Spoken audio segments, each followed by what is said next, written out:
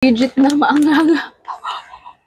Kung nag-crave talaga kayo ng mga dried mango guys and fan kayo ng mga yung alat, maasim, matamis at maanghang. Guys, legit.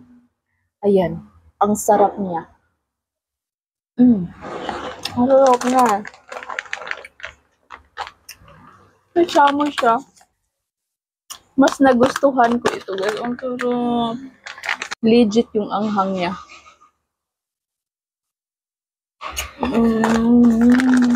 Yung alat, yung tamis, yung asim, yung anghang. Ang sarap ng pagka-blend niya. Ang sarap niyang kainin. Tingnan niyo.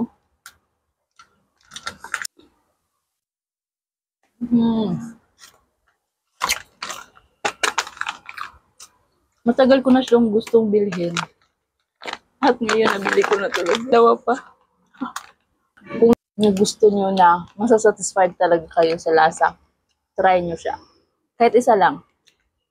Super worth it. Hindi kayo magsisisi nito. Ang sarap niya.